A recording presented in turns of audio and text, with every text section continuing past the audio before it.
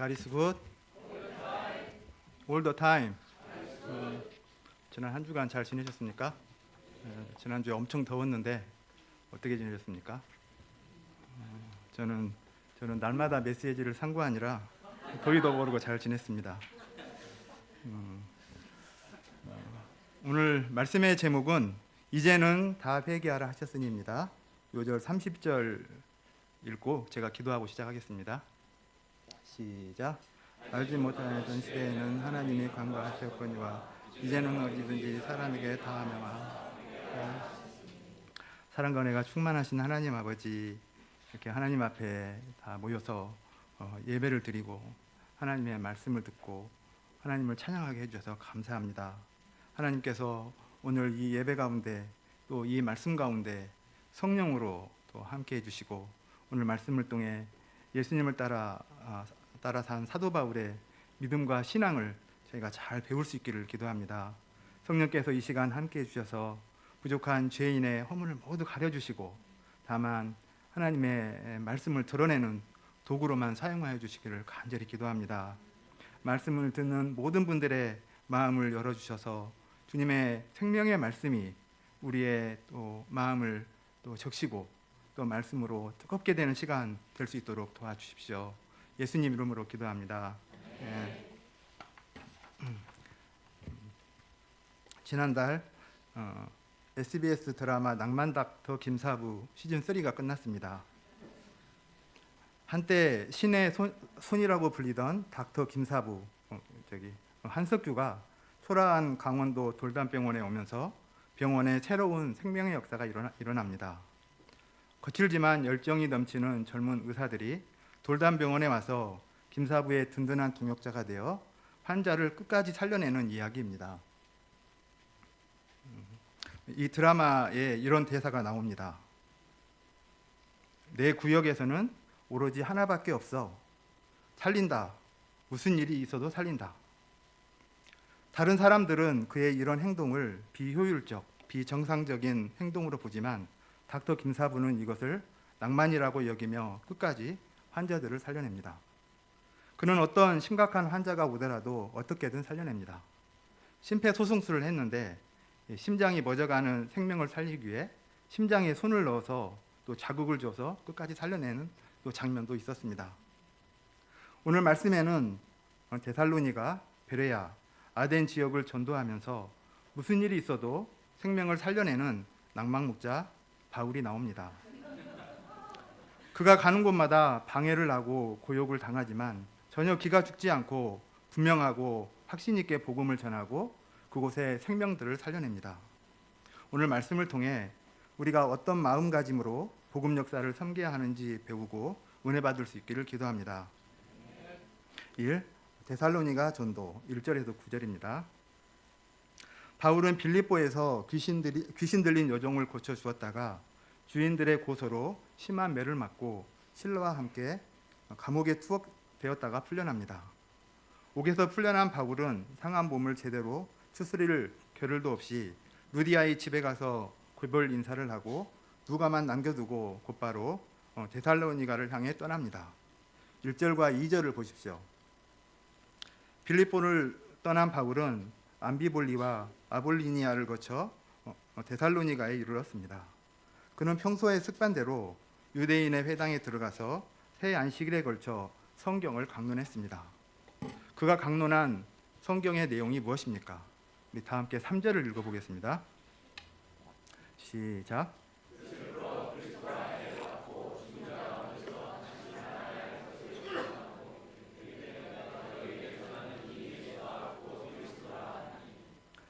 그는 뜻을 풀어 구약 성경에 예언된 그리스도의 고난받음과 부활을 증언하고 그 예언이 예수님을 통하여 성취되었음을 증거했습니다.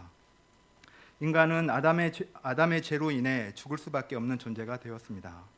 구약 성경은 죄로 인해 죽을 수밖에 없는 인간을 구원하시기 위해 하나님께서 그리스도를 보내주신다는 내용을 담고 있습니다.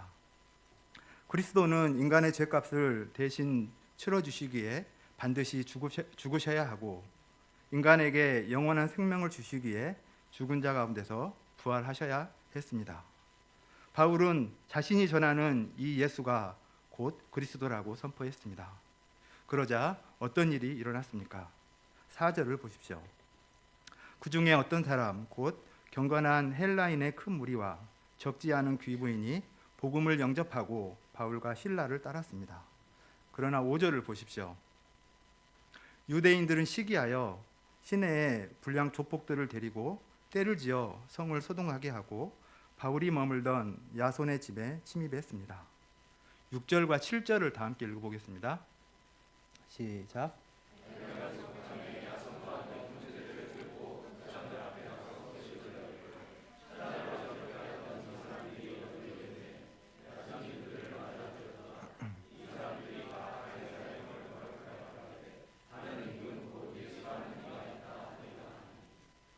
조폭들은 야손의 집을 사사시 뒤졌으나 바울을 찾을 수가 없었습니다. 그들은 야손을 겁박하였고 그래도 발견하지 못하자 바울 대신에 야손을 읍장들에게로 끌고 갔습니다. 야손은 조폭들에 의해 끌려가면서 무슨 생각을 했을까요? 왜 하필 우리 집에 머물러서 이 난리를 피워하며 바울을 원망했을까요? 10절에서 보면 야손이 보석금을 내고 풀려난 뒤에 밤에 곧 바울과 실라를 베레아로 보내는 장면이 나옵니다. 이것을 보면 그는 바울이 어디에 있는지 알고 있었습니다. 그런데도 그는 아무 말도 하지 않았습니다. 성경 공부한 지 3주밖에 안 된 양에게 이런 상황은 큰 시험이 되었을 것입니다. 그는 이 상황을 모면하기 위해 바울이 어디에 있다고 말할 수 있었습니다. 앞으로는 바울을 절대로 집에 들이지 않고 예수도 믿지 않겠다고 말할 수도 있었습니다. 그러나 그는 주님의 종들과 복음 역사를 위해 고난을 끝까지 짊어졌습니다. 그가 어떻게 이렇게 짧은 시간에 이런 복음의 동역자가 될 수 있었는지 본문에는 나와 있지 않지만 그가 바울이 전한 예수 그리스도에 관한 복음을 듣고 마음으로 영접했기 때문일 것입니다. 그렇기 때문에 그는 목숨을 걸고 주님의 종들을 지키고 복음을 위해 고난을 기꺼이 짊어질 수 있었습니다. 데살로니가 전도는 유대인들의 소동 때문에 새 안식일밖에 할 수 없었습니다. 그러면 데살로니가 역사는 아무 열매도 없이 그저 3주 동안의 수고로 끝난 것입니까? 아닙니다. 데살로니가 1장 3절은 그 후에 데살로니가에서 일어난 믿음의 역사를 이렇게 말하고 있습니다. 너희의 믿음의 역사와 사랑의 수고와 우리 주 예수 그리스도에 대한 믿음의 소망을 우리 하나님 아버지 앞에서 끊임없이 기억함이니. 바울은 3주 만에 떠났지만 데살로니가 교회는 이후에 야손과 같이 복음을 영접한 성도들에 의해 믿음의 역사와 사랑의 수고와 소망의 인내가 있는 교회가 되었습니다. 믿음, 사랑, 소망, 이것은 교회가 받을 수 있는 최고의 칭찬입니다. 데살로니가 교회의 칭찬은 각 처로 퍼져나갔습니다. 데살로니가 1장 7절은 이렇게 말합니다. 또 너희는 많은 환난 가운데서 성령의 기쁨으로 도를 받아 우리와 주를 본받는 자가 되었으니 그러므로 너희가 마게도냐와 아가야에 들릴 뿐만 아니라 하나님을 향하는 너희의 믿음의 소문이 각 처에 퍼졌느니라. 이를 볼 때 새 안식일 동안에 데살로니가 사역은 결코 헛수고로 끝나지 않았음을 알 수가 있습니다. 데살로니가 성도들은 바울이 떠난 후에 또 많은 환난을 받았지만 그 가운데서도 성령의 기쁨으로 도를 받아 더욱 주를 본받는 자가 되었습니다. 그들의 하나님을 향하는 믿음의 소문은 바울이 복음을 전하러 가는 곳마다 퍼져 있었습니다. 여름 수양회가 이제 새 안식일도 안 남았습니다. 데살로니가 역사를 통해 남은 기간 동안에 우리가 가져야 할 마음가짐이 무엇인지 배우게 됩니다. 그것은 남은 기간이 짧다고 포기할 것이 아니라 살린다, 무슨 일이 있어도 살린다는 목자의 심정입니다. 바울이 예수 그리스도에 대한 복음을 분명하고 확신 있게 전했을 때 야손이 3주 만에 복음을 영접하고 변화되었듯이 우리도 한 영혼을 향한 상한 목자의 심정을 갖고 간절히 기도하고 복음을 전하고 여름 수양에 초청할 때 양들이 예수 그리스도에 대한 복음을 듣고 변화될 수 있습니다. 양들을 끝까지 살리는 이번 여름 수양회가 될 수 있기를 기도합니다. 이 베레아 전도 10절에서 15절입니다. 베레아는 데살로니가에서 남서쪽으로 약 80km 떨어진 시골 도시였습니다. 바울은 가는 곳마다 유대인들에게 곤욕을 당했지만 어찌하든지 그들을 살리고자 하는 목자의 심정이 있었습니다. 그래서 그는 베레아에 도착하자마자 유대인 회당부터 찾았습니다. 근데 이번에도 베레아 유대인들로부터 많은 핍박을 받을 것을 예상했습니다. 그런데 이게 어찌 된 일입니까? 11절을 다 함께 읽어보겠습니다. 시작.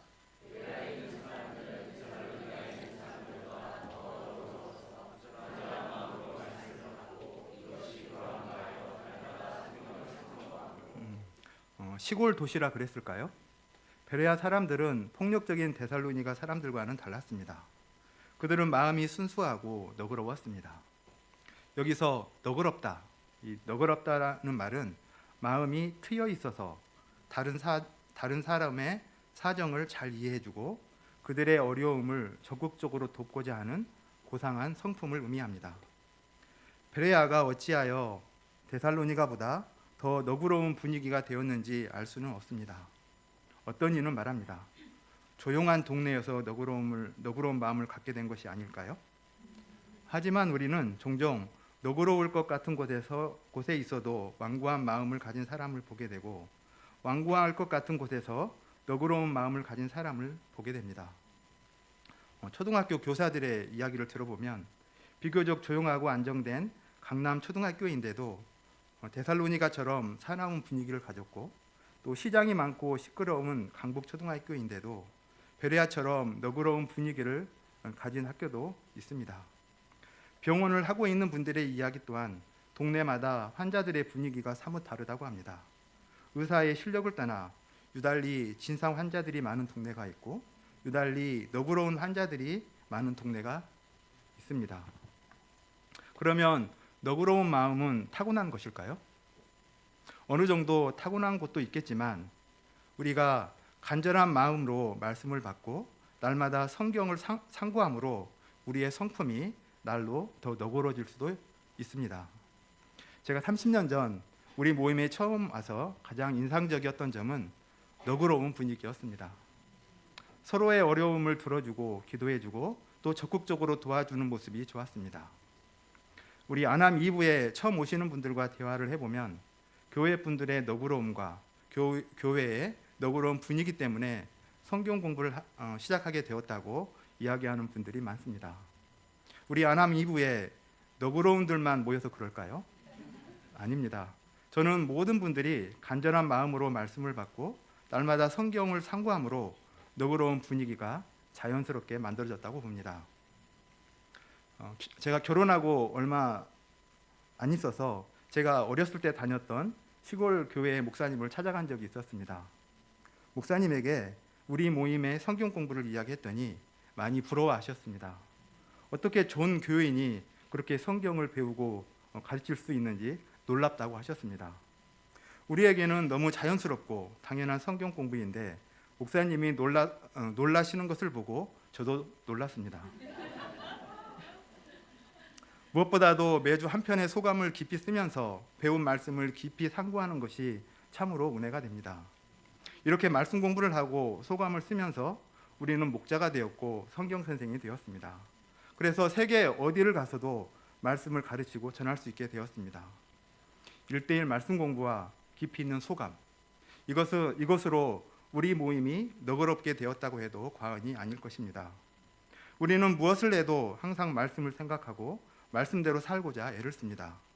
이렇게 우리가 말씀 공부를 가장 중요하게 여기며 이것을 모든 것의 출발점으로 삼는 것을 감사해야 하겠습니다. 하나님께서 우리 모임에 주신 이 말씀의 은혜에 깊이 감사하며 더욱 열심히 배우고 익히며 사도 바울과 같은 빼어난 성경 선생들로 성장할 수 있기를 기도합니다. 사람들이 비효율적, 비정상적인 행동으로 보더라도 너그러운 마음으로 야손과 같은 양들을 만나 복음을 심고 그들을 살리는 너그러운 목자들이 될 수 있기를 기도합니다. 13절과 15절을 보십시오. 데살로니가에 있는 유대인들이 바울의 소문을 듣고 베레아까지 몰려와서 소동을 일으켰습니다. 이에 베레아 형제들은 일단 바울을 깊이 에덴행 비행기를 태워 떠나보내고 실라와 디모데는 짐을 챙겨 뒤따라가도록 했습니다. 3. 아덴 전도 16에서 34절입니다. 16절과 17절을 다 함께 읽어보겠습니다. 시작.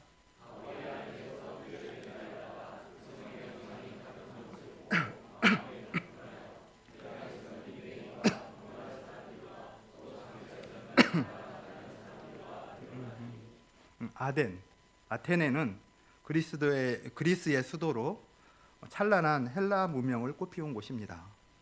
헬라인들이 자랑하는 세계적인 철학자 소크라테스, 플라톤, 아리스토텔레스 등이 여기서 나왔습니다. 이처럼 고상한 철학을 자랑했지만 아덴은 시민들 수보다 우상의 수가 더 많을 정도로 영적으로 황폐한 곳이었습니다. 아덴이라는 이름도 전쟁과 지혜의 여신 아데나의 이름을 딴 것입니다.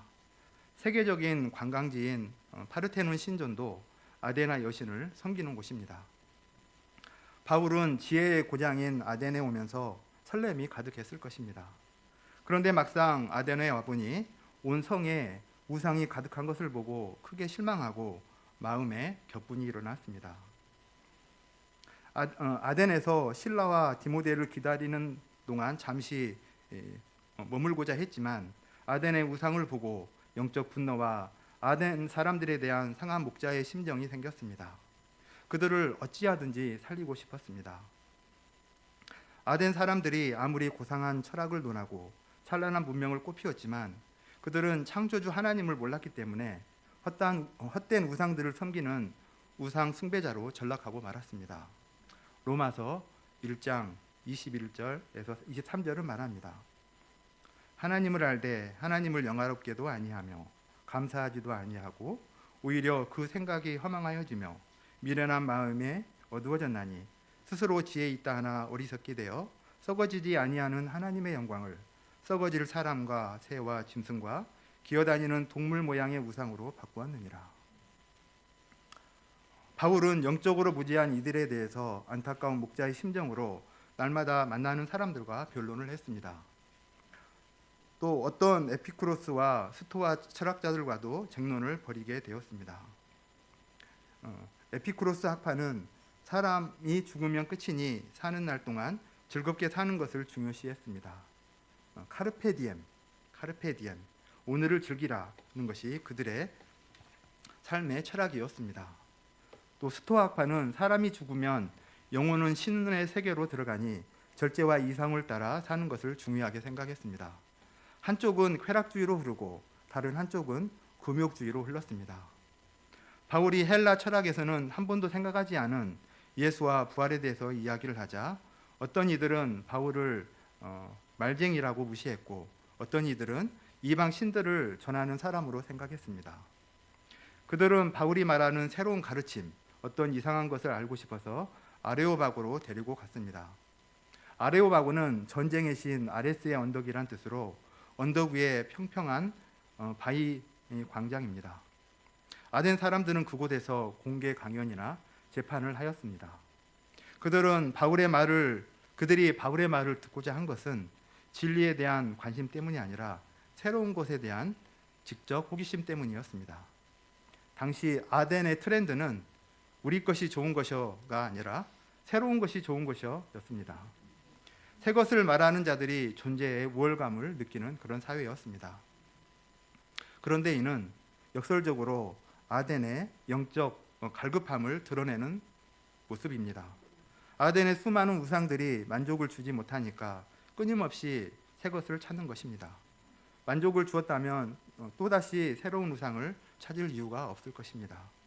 새 것으로 호기심을 채웠다가 지루해지면 또 다시 다른 것을 찾았습니다. 아덴은 현대 사회의 일면을 잘 보여줍니다. 현대인들은 새로운 제품, 새로운 패션, 새로운 문화상품, 새로운 여행지, 새로운 사람을 만남으로 공허한 내면을 채우기를 원합니다. 존재감을 느끼기를 원합니다. 그런데 여전히 채워줄 수 없음을 느낍니다. 에덴 사람들은 공허함을 채우기 위해 바울의 메시지를 들어보고자 했습니다. 이것으로 바울은 공적인 자리에서 많은 에덴 사람들 앞에서 복음을 전할 기회를 얻게 되었습니다.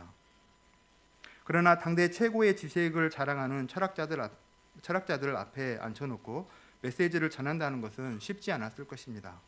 이들은 완전히 이교 문화권에 속한 사람들로서 성경이나 하나님에 관해서 전혀 모르는 자들이었습니다.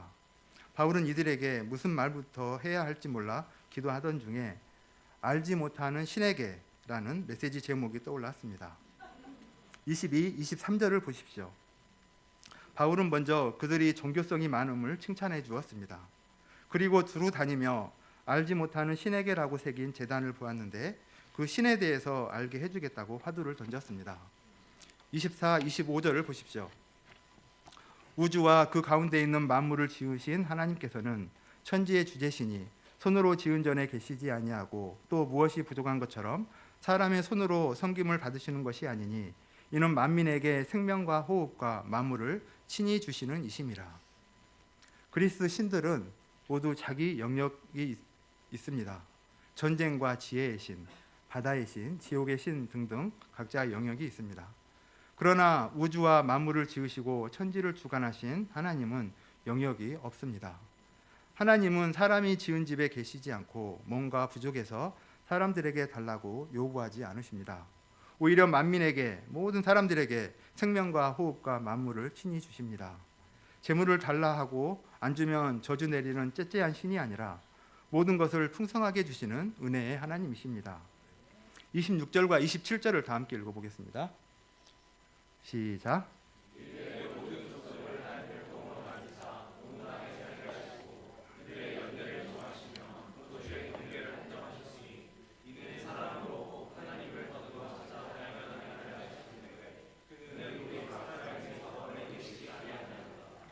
하나님은 인류의 모든 족속을 아담 한 사람의 아담 한 혈통으로 지어 온 땅에 흩어져 살게 하셨고 사람의 연대와 거주의 경계를 정하셨습니다. 인간에게 이렇게 시간과 공간의 한계를 정해주신 것은 사람이 신이 아님을 깨닫고 하나님을 더듬어 찾아 발견하게 하려는 낮추심입니다. 인간이 한계를 겸손히 알고 그분을 더듬어 찾으면 얼마든지 발견할 수 있도록 자연과 사람 안에 하나님을 나타내 주셨습니다. 저는 대학원 때 마이크로 머시닝이라는 분야를 공부한 적이 있었습니다. 사람의 혈관 속을 이렇게 다니며 몸에 안 좋은 암세포나 바이러스 등을 제거하는 마이크로 극소형의 기계를 만드는 것이 목표였습니다.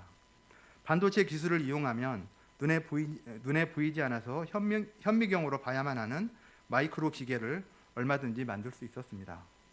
그런데 문제는 배터리였습니다. 기계가 혈관 속에서 움직이려면 에너지가 필요한데 에너지를 오랫동안 그리고 지속적으로 제공하는 배터리는 물리적으로 작게 만들 수가 없었습니다. 그런데 우리 몸속에 살고 있는 미생물은 어떠합니까? 그것보다 더 적지만 스스로 오랫동안 그리고 지속적으로 움직이고 또 스스로 생명을 복제하기까지 합니다. 저는 이것을 보며 하나님의 존재를 부인할 수 없었습니다. 그리고 나에게서 멀리 계시지 않는다는 것도 깨닫게 되었습니다. 28절을 보십시오. 28절 보십시오. 우리가 그를 힘입어 기동하며 존재하느니라. 우리는 하나님께서 주신 에너지를 힘입어 그 안에서 숨쉬고 움직이고 살아가고 있습니다. 우리는 그의 소생입니다. 하나님의 자녀들입니다. 우리가 지금 사는 것이 하나님이 주신 은혜로 사는 것입니다. 내가 존재하며 숨쉬고 움직이는 모든 것이 하나님 아버지의 은혜입니다. 날마다 감사하고 찬송함이 마땅합니다. 29절을 보십시오. 그런데 교만이 눈을 가려 하나님을 못 보게 합니다. 은혜를 모르게 합니다. 그래서 무엇을 합니까? 자기가 섬길 여러 신을 금이나 은이나 돌에다 사람의 기술과 고안으로 새겨 만듭니다. 그것들에게 절하고 두려워하며 평안을 구합니다. 바울은 우리가 하나님의 소생이 되었기 때문에 하나님을 우상과 같이 여길 것이 아니라고 말합니다. 이제 바울은 메시지의 결론을 말합니다. 30절과 31절을 다 함께 읽어보겠습니다. 시작.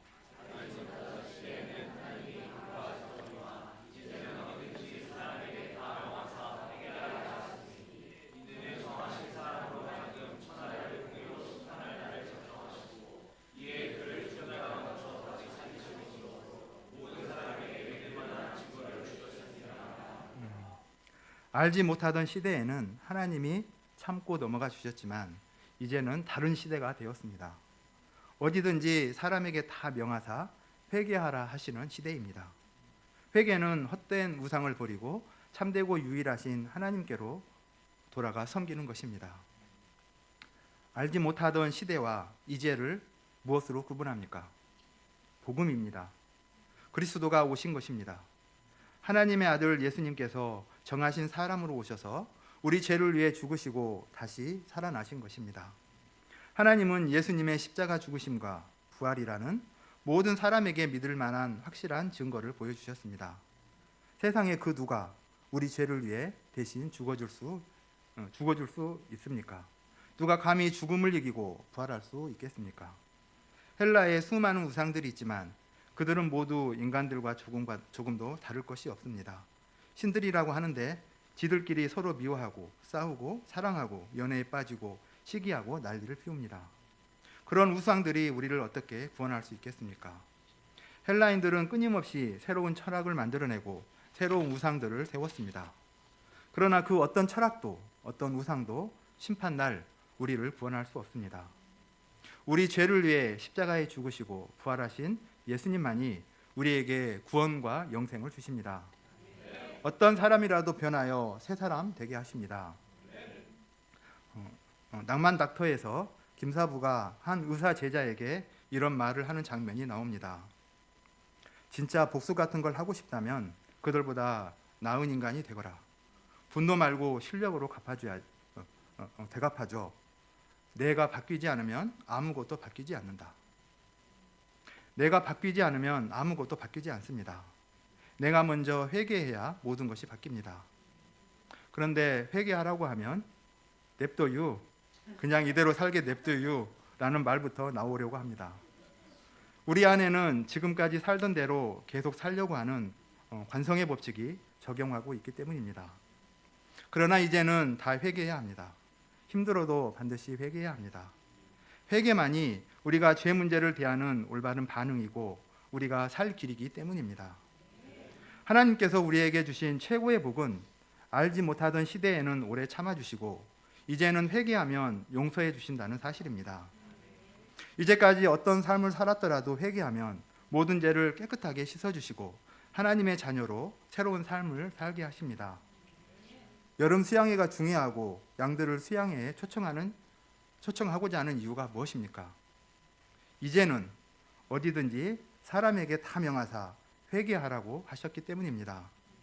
내가 먼저 바뀌어야 양들에게 담대하고 확신 있게 복음을 전하고 회개의 메시지를 전할 수 있습니다. 우리가 먼저 회개함으로 나도 살고 양들도 살리는 구원에 이르는 감격과 기쁨을 체험할 수 있기를 기도합니다. 바울의 아레오바고 설교를 들은 에덴 사람들의 사람들은 어떻게 반응합니까?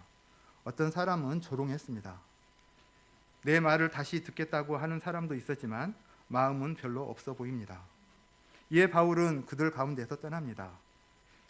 디오누시오와 다마리와 소수의 몇 사람들만 남았습니다.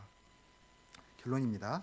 오늘날 캠퍼스 복음 역사를 섬기고자 할 때 학생들이 아덴 사람처럼 자기 생각이 강하고 그 마음속에 여러 가지 우상들을 섬기고 또 이성적이고 합리적이기 때문에 복음 역사를 섬기기가 쉽지가 않습니다.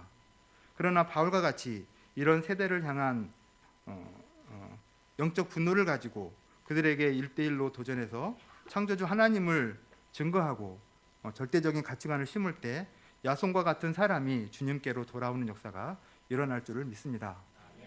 갈수록 우상이 난무하는 시대에 우리에게 필요한 것이 무엇입니까?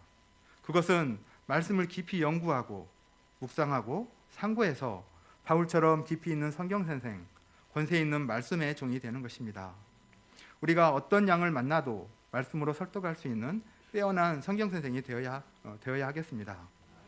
저희들이 더욱 간절한 마음으로 말씀을 받고 더욱더 말씀을 상고함으로 말씀으로 생명을 살리되 끝까지 살리는 믿음의 역사를 이루어갈 수 있기를 기도합니다. 제가 기도하고 마치겠습니다.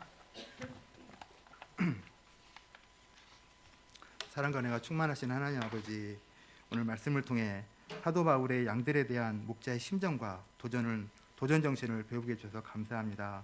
우리가 복잡한 세상 문화와 다양한 사람들에게 복음을 전하고 그들을 구원에 이르게 하기 위해서는 내가 먼저 회개하고 바뀌어야 함을 배우게 됩니다. 내가 바뀌어 세상보다 하나님을 더 사랑하고 하나님 말씀을 간절한 마음으로 받고 날마다 성경을 상고할 때 너그럽지만 분명하고 담대한 마음으로 양들에게 복음을 증거할 수 있습니다. 우리와 멀리 계시지 않으시고 늘 우리와 함께 하시는 하나님을 굳게 붙들고 생명 살리는 믿음의 역사를 이루어갈 수 있기를 간절히 기도합니다.